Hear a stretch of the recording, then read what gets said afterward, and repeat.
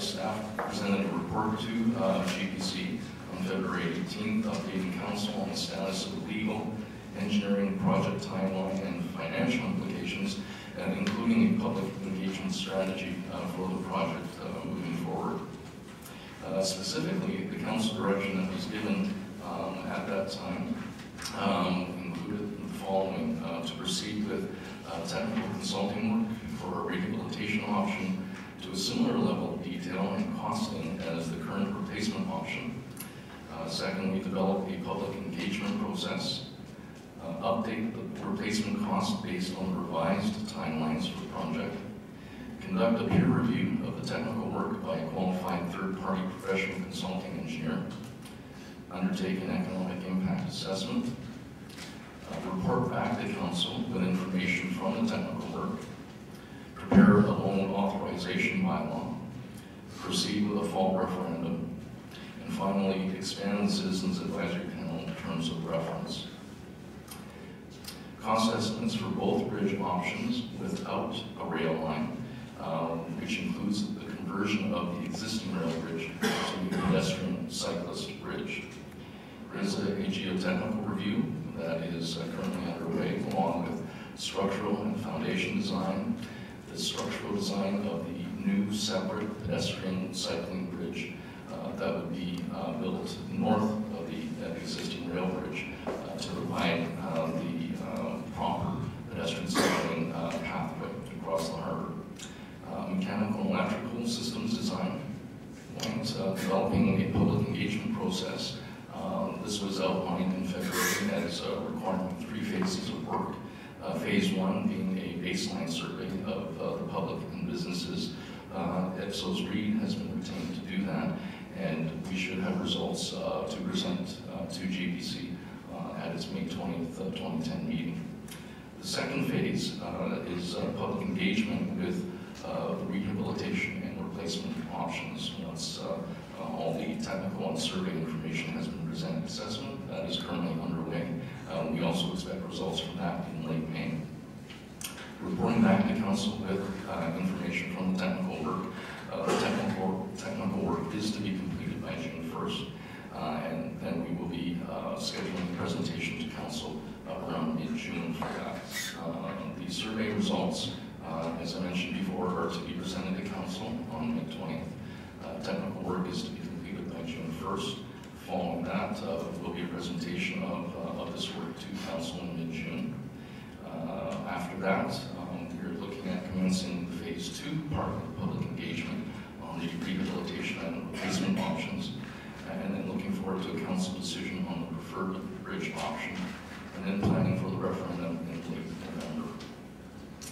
And that's the new bridge, the new pedestrian, and separate second pedestrian span to the north of the existing rail span being included as one of the options. I'm assuming that we'll have that as a separate costing, so that the option of simply rehabilitating will also be through the mayor. That is correct. That will be done separately, and it was included in order to provide an apples-to-apples comparison with the replacement bridge that has been worked on up until December. So between informing the public to consulting the public to engaging the public, and I just would like council to be really clear in terms of what it is that we would like to do through this engagement strategy, because I don't want to give false impression that there's potentially that we're going to there is still some deliberation that this council is going to need to do on their own, and so if you could maybe speak to that briefly. This meeting or this presentation today may be one meeting premature to have the exact conversation that I think you're hoping to have, and that is on May 20th when we present. Providing a similar level of service for cyclists and pedestrians in any rehab project that we would align with a new bridge option. That's sort of part of the mandate there. Is that correct? Through the mayor, yes it is, which is the reference that Councillor Young made about the separate cycling and pedestrian bridge, Paseo Bridge, that need to be built just to the north of the existing rail bridge. So we provide that similar amenity to the replacement, which is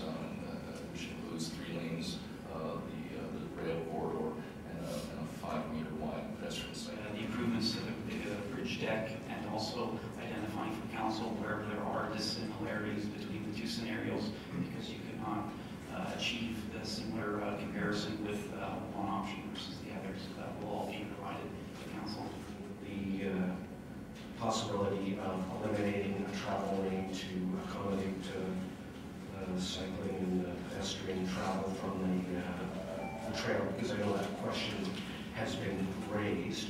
I'm not aware of any project in North America that has been successful beyond 25,000 vehicles a day, and we're at 30,000 vehicles a day, so I'm making a leap of faith that if you examine that, it's simply not feasible. But I want to know that that is part of the analysis. Through the mayor, in terms of looking at the rehabilitation option, it's being done to closely match the replacement option that has been worked on over the past year.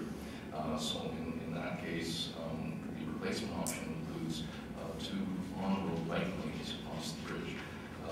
The existing bridge cannot accommodate that because we cannot widen the existing bridge to do that. The system design that you want to see the rail come across, and certainly people are planning for that. So that's how you cover those 2 options, with or without the rail line. Through the mayor, that's correct. The assumption being made is the rail is there as it is with replacement, but we were asked, instructed at the last GPC meeting to look at options with or without rail. In communications, whereas there hasn't been much public news about this project, it's clear lots going on behind the scenes right now. This is the first I've heard of about a referendum in late November or that far away in the fall winter. And I just wonder if in the mid-June meeting we're going to have revised timelines for all the scenarios based on that mid-November referendum, so that we can look at the differences between the timelines of all our scenarios. Through the mayor, yes. Refurbishing both spans and building a 3rd span, it would have seemed to me that the costs of that are going to make it a prohibitive option. And it seems to me also, given the costs of that, that we should be doing a very detailed assessment of the issue that Councillor Luton referred to, which is the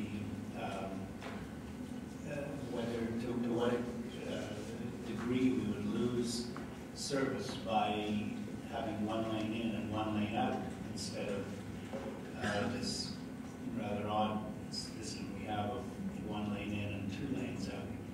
And it would seem to me that if we're going to be putting a lot of money into this whole concept of building a 3rd span, that we should also be looking at, in some detail, at what it would obviously be a far cheaper option in terms of capital cost, which is dedicating that 3rd lane of the bridge to pedestrian and bicycle use. And it's got obviously a kind of a traffic issue, and one that has to be, I guess, looked at in the context of regional traffic event. Now, through the mayor, we did investigate that particular option early on, going from 3 lanes to 2 lanes on the existing bridge. The traffic queues that would result would be at least 3 times as long as they are now. There would be a significant increased congestion as a result of that. We could put forward the option of 1 lane and just going out. We need to be focused on what we're taking a look at. So I think it's fair to say that we need to maintain the 3